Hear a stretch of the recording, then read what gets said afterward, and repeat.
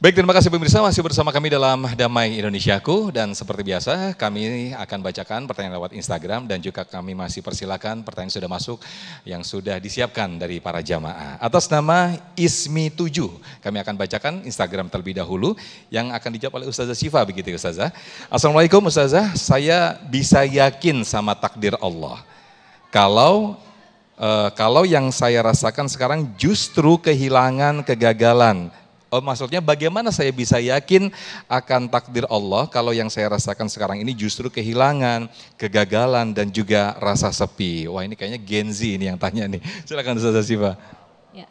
Bismillahirrahmanirrahim. Biasanya anak-anak Gen Z ini pertanyaannya nggak jauh dari mental health. Kegalauan kesehatan ya. mental ya. Dikit-dikit galau, anxiety, kemudian gampang mendiagnosis diri sendiri. Saya kena penyakit mental nih katanya. Wah, saya ini dan lain sebagainya gitu. Nah ini yang sekarang luruh di zaman sekarang adalah banyak anak-anak kita yang mungkin jauh dari agama ya. Penyebab hati tidak tenang, gampang menghakimi Tuhan sendiri, menghakimi takdir yang ada. Di antaranya satu, karena mungkin kita jauh dari ulama. Kita jauh dari ahli ilmu, kita jauh dari majelis-majelis yang memberikan ketenangan.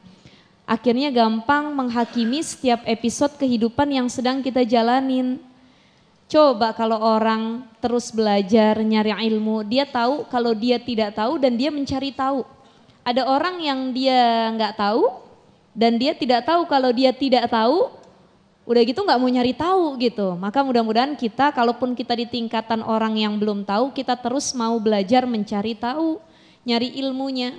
Ketika kita dihadapkan dengan kegagalan, kehilangan orang yang disayang, kemudian lagi hal-hal buruk yang mungkin menimpa kita, pertama yang harus diresapi, yang jadi muhasabah diri, self talk kita adalah coba banyak-banyak tasyakur, tahadus bin ni'mah, kembalikan kepada Allah. Ya Allah, kayaknya yang Allah berikan itu lebih banyak yang baik-baik deh daripada yang buruk-buruk. Itu yang harus kita resapin. Yang jadi pertanyaan kita ini, selama ini setiap hari yang sering kita pikirkan keburukan yang menimpa kita atau hal baik yang sering datang kepada kita? Kebanyakan yang kita pikirin yang buruknya aja, kenapa sih saya kehilangan, kenapa sih saya gagal, kenapa doa saya nggak diijabah, kenapa. Nah itu akhirnya keluhan itu terus menumpuk. Lupa bersyukur sama Allah.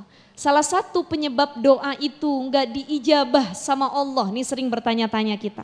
Syekh Ibrahim bin Adam ditanya sama jamaahnya, wahai Syekh, kenapa sih kita sering angkat tangan doa minta sama Allah tapi gak pernah dikabul tuh apa yang kita minta sama Allah? Maka beliau menjawab, ada 10 dosa yang menghalangi doamu terkabul oleh Allah. Ada hijab. Salah satu yang membuat doamu terhalang dikabul adalah akaltum ni'mata rabbikum falam tashkurulah. Kamu tuh tiap hari nikmatin apa yang Allah beri tapi lupa ngucap alhamdulillah. Lupa mensyukuri nikmat tersebut, yang diingat yang buruk-buruknya doang gitu.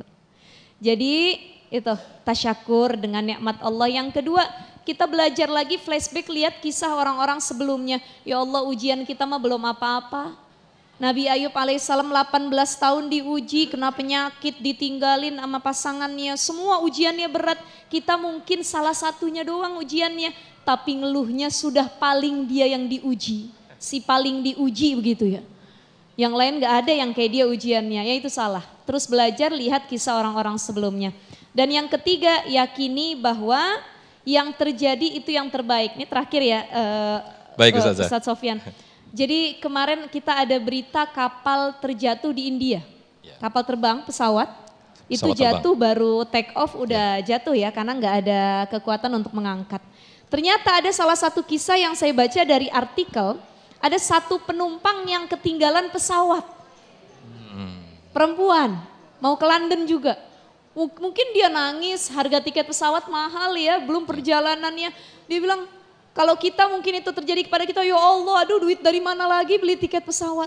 Aduh kenapa sih telat dan lain sebagainya. Qadarullah, ketika dia lagi debat sama petugas imigrasi bandara, tiba-tiba pesawatnya jatuh, dapat info pesawat yang dia naikin jatuh.